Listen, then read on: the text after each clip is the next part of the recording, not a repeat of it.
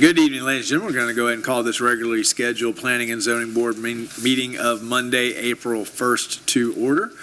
We do want to recognize the absence of Board Member Long and Board Member Polo. They couldn't join us here tonight. We do have a quorum, so we're going to move right along with the business of the city. First thing is to approve the agenda as it was published. I have no modifications or changes to make. Do I have that motion? So moved. I have a motion from Board Member Naeem. Second. Second from Board Member Parker. Any comments, questions, motion on the floor from the dais? Public comments or questions on the motion on the floor? Seeing none, all those in favor signify by saying aye. Aye. Motion passed unanimously. Would you please stand with me to say the Pledge of Allegiance? I'm going to ask Miss Parker if she would lead us in the Pledge of Allegiance. Young Miss Parker. Sorry, I should have said that. Oh. Yes. You got you off the hook. Miss, not Got you Mrs. off the hook. Yes. Got it. Go ahead. To the flag of the United States of America and to the republic for which it stands, one nation, under God, indivisible, with liberty and justice for all. I got to prep her to become mayor one day. It's all about leading the pledge. Yes. Okay. Do I have a motion to approve the consent agenda as it was published? So moved. I have a motion from Board Member Naeem. Second. Second from Board Member Parker. All those in favor signify by saying aye. Aye. Motion passed unanimously. That'll take us to our one item on tonight's agenda, which is the ultimate boat, RV, and mini storage expansion site and development plan. We are entering a quasi-judicial procedure, and this means that the board will stop being a legislative body and become a judicial board. That means we have to follow certain rules and adhere to a different standard of decision-making. The primary rule must follow concerns testimony, and the substantial and competent evidence standard must be met when the judicial board makes a decision. This standard states the following, and I quote, all public testimony taken under oath, everyone testifying will be subject to cross-examination. All documents and exhibits shall be entered into evidence. Giving opinion testimony is limited to experts. Closing arguments will be limited to the evidence of record. I'm going to ask the attorney at this point if you would please read into the record the resolution 2024-10. This is Resolution 2024-10, SDP 23-07, a resolution of the City Commission of the City of Newberry, Florida, serving as the Board of Adjustment of the City of Newberry, Florida, approving the application for site and development plan to construct 100,000 square feet of self-storage facility and 27,000 square feet of covered parking storage within a commercial intensive CI zoning district pursuant to Section 1412 of the City of Newberry Land Development Regulations, identified by Alachua County Tax Parcel Number 01924-010-004, consisting of approximately 8.3 acres lying within the corporate limits of the City of Newberry, Florida, repealing resolutions in conflict and providing an effective date. Thank you, ma'am. At this point, I'm going to ask the attorney if you would double up for us tonight and please swear in the applicant, staff, and any participant wishing to speak. Anyone who plans to speak today, applicant or staff, or otherwise. All right, do you swear or affirm the testimony you give is the truth, the whole truth, and nothing but the truth? Thank you. Thank you, Madam Attorney. Before we begin, I need to disclose any ex parte communications and disclose whether any member physically inspected the property. Ex parte communications are any conversations or transmission of information that may have bearing or influence on any voting member's decision. Board Member Polo, do you have anything to disclose? No. Parker. I'm sorry, Parker. I got my P's. I'm ready. No. Board Member Thomas? Board Member Urchins? No. I did attend a very nice ribbon cutting ceremony for the sheriff's department, and I did see some of the property there. I don't have a vote, so I don't think it's a problem. I'm going to now explain the order of presentations that we will follow for every quasi-judicial item before us tonight. First, we will hear from staff for the overview. The applicant will have the opportunity to make a presentation, no time limit. Then staff's going to come back and give the report and recommendation, also with no time limit. I've not been contacted by anybody wishing to claim a third-party intervener status. That's going to move us to public comment. Any members of the public here to speak to this agenda item have 3 minutes to do so. Then the applicant can cross-examine, staff can cross-examine, members decision to make the body through the chair may ask questions of the staff or the applicant or any of the participants. Then we'll hear final arguments. Then the city attorney will advise to make advice applicable law and factual findings must be made to approve or deny the application. Then we'll deliberate the application. After deliberation, the motion will be taken to approve conditions, continue, or deny. And staff, take it away. Thank you, Mr. We have to swear. Yes, sir. Wait, I'm sorry. The applicant just stepped into the room, so if Yeah, they are you want going to to swear him in. testify? You're going to testify. Well, you stand up. We'll go ahead and swear you in. Good call. Your name for the record? Clay Swagger. Do you swear or affirm the testimony you give today will be the truth, the whole truth, and nothing but the truth? I do. Thank you. Thank you, sir. Now, take it away, John Paul. Thank you, Mr. Mayor.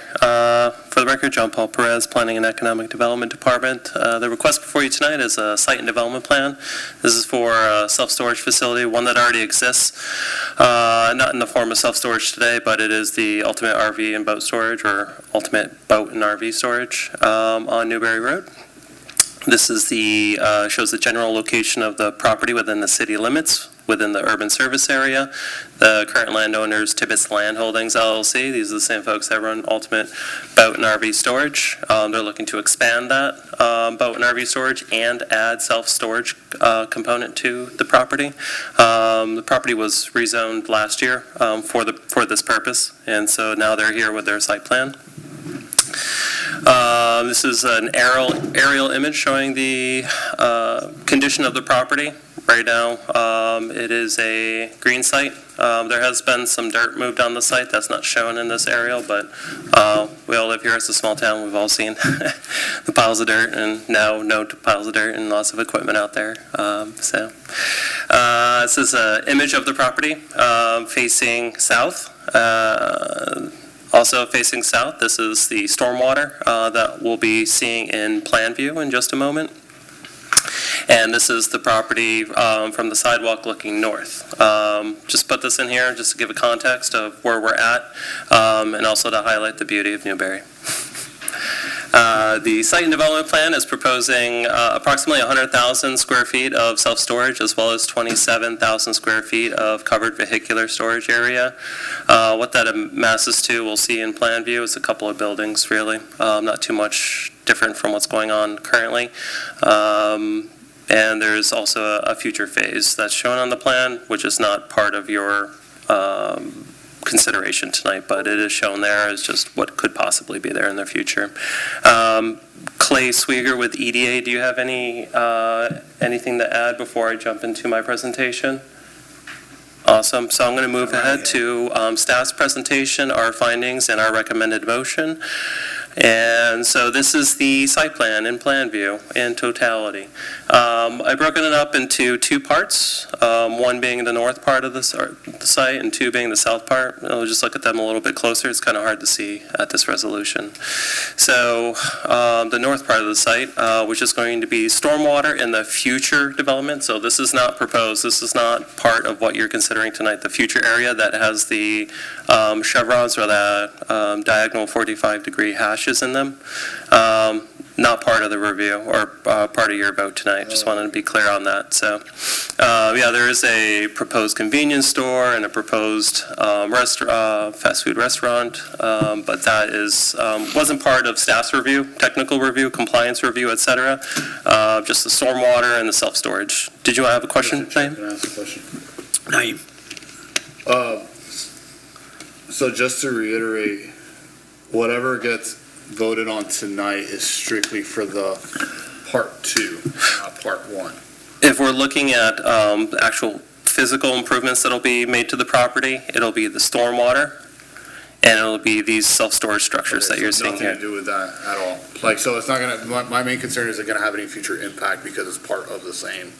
Gotcha. Yeah. No worries. Yeah. Any other questions before I move forward? Okay. Ingress will be in the same place as it is today. Everybody will be entering the site in the same driveway. That's that shared driveway between their office and that long road that leads you back to where the boats and RVs are. They'll just be building more of that closer to the road. So egress and ingress are going to be on the west side of the property. They'll be entering the property and then approaching a gate. That gate needs to have a Knox box for first responders in case there is a fire in the facility. They need to be able to have access without doing like a Tango and Cash blasting through the gate. So they'll have a little keypad Nice or metaphor. Good image. yeah, a little fob so they can open the gate and gain access to the property and take care of whatever they need. There is also another access drive between the future phase and this phase. I've highlighted that in the second circle there. It says future gate question mark, at least 50% opaque. Throughout the plan review process, we've attempted to address this issue of this area being gated or fenced or it being intended for cross-access but not being dealt with. So staff has just moved forward with a condition that if it has to be gated, if future access is intended, and if there is a gate there, it has to be at least 50% opaque, not requiring it to be 100% opaque, meaning that you can see through, it would be semi-transparent of material usually that comes in the form of like a vertically slatted iron gate or something like that. So you can see through it, but it's just not entirely blocking your view of what's going on behind it. Another thing I wanted to point out is the red line. In plan view, it showed there was some confusion with the key or a legend. It was showing it as like a silt fence, but it was annotated as a wood fence. Ultimately, because this is in the overlay district, it has to provide screening for things like roll-up doors, etc. Self-storage is one of those restricted uses within the overlay district.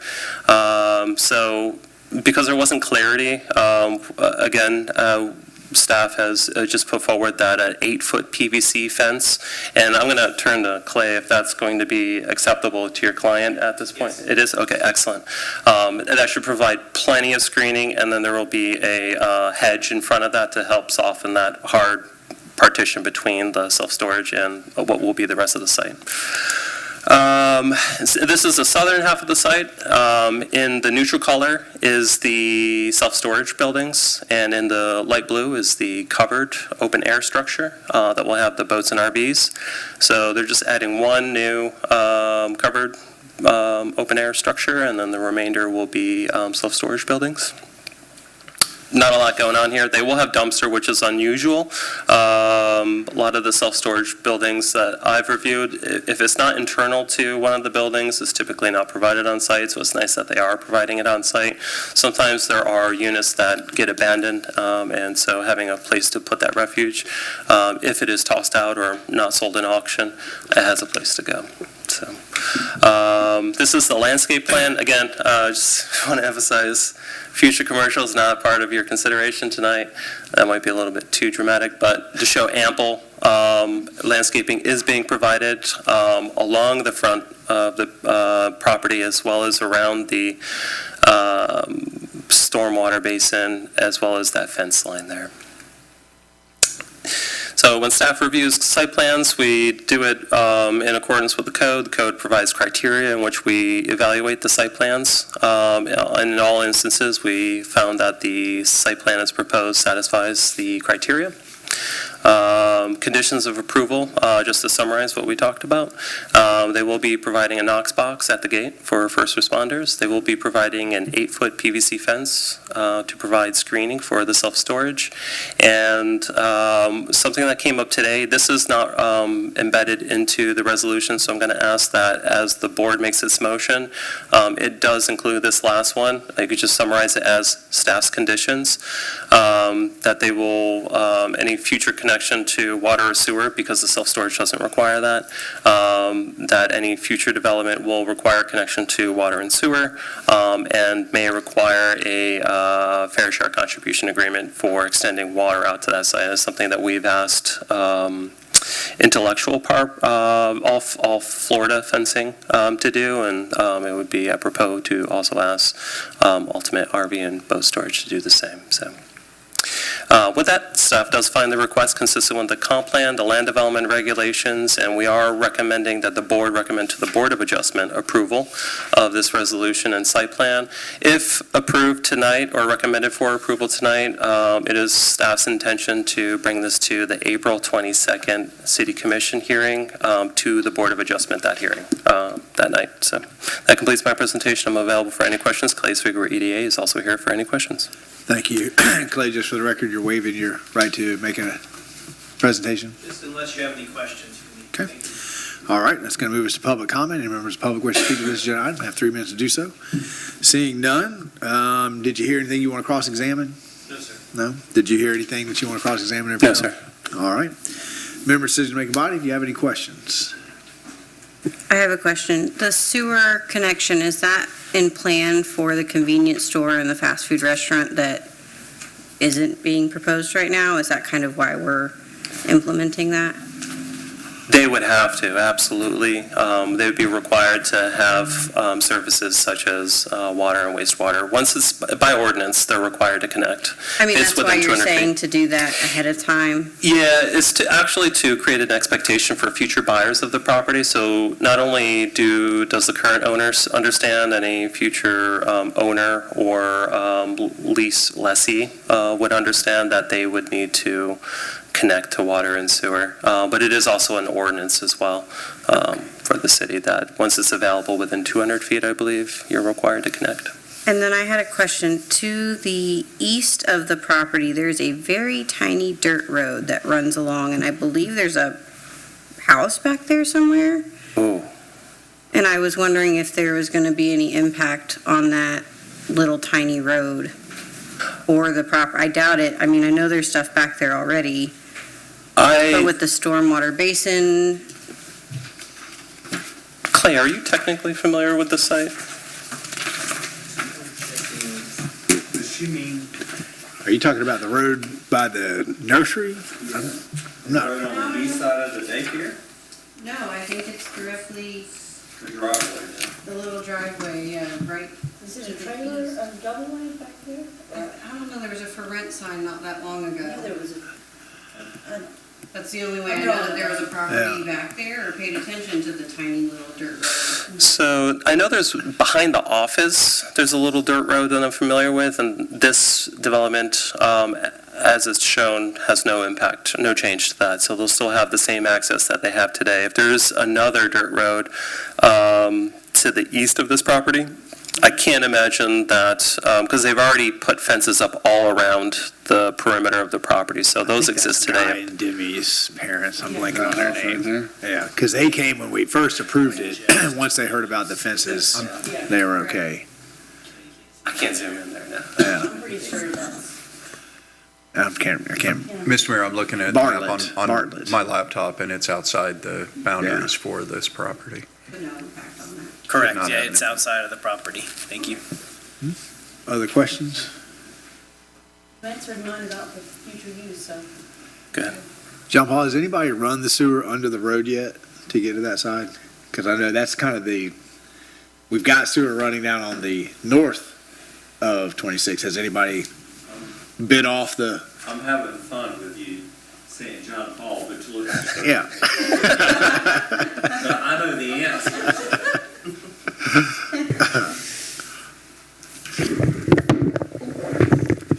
No, sir, there is no sewer on the south side of the road. We anticipate that this project site will connect to the lift station that is being planned with the Tanglewood subdivision.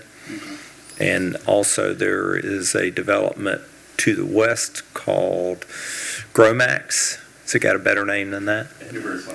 Newberry Plaza that is proposing a lift station, and we're really hopeful that those are the only two lift stations in this corridor, that you either drain west to Newberry Plaza or east to Tanglewood, is our hope. We're actually working on an analysis for that whole corridor to ensure that they all can, but that's what we're trying to make happen. Thank you. And can you describe a PVC fence to me? PV's, the white plastic ones. The white plastic? Yeah. But it's solid? It is solid I'm trying panels. to think of one. Is there a PVC fence at Newberry Corners? Yes, that is PV? that's a PVC. Avalon Woods is Avalon PVC? Woods as well, Yeah, yeah. okay. One that was built around Yeah. Jimmy, in Freddie Warmack Park, Oak Village. Oak Village. Yeah, that's another one. Yep. And then is this the first development to move forward in the overlay district? No, it's not. Bev's is an example of one of them. That is in the overlay district? Eliano's was a unique one in that they had agreed to certain conditions in their rezoning package that sort of preempted the overlay district, even though the overlay district had been adopted before they came in for their site plan. We applied the rules that were included in the rezoning petition. Newberry Plaza will have to do the similar treatment. Tanglewood will need to do a similar treatment. Both of those are in for plan review right now and landscape plan review, so you'll be expecting something similar to those. All right, thank you. Final call for questions? Seeing none, did you want to make a final argument, Clay? No argument. Just wanted to thank you for the opportunity to bring this forward to you tonight. It's a local business that's excited about expanding.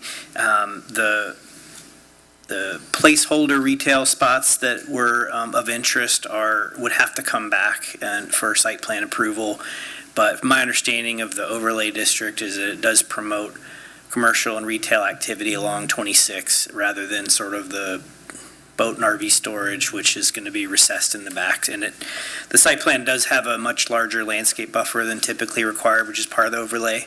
So we think that we've implemented what the city's looking for in the overlay district. And at some point in the future, when sewer is available, they'll come back with some retail components. But those are just in there to give you an idea of the size of the property and what could go in. Thank you so much. Thank you. John Paul, would you like to make a final argument? None, Mr. Mayor, thank you. Thank you, sir. Madam Attorney, would you please advise as the decision-making body is applicable on factual findings? Any decision you make tonight needs to be based on competent, substantial evidence. Thank you so much.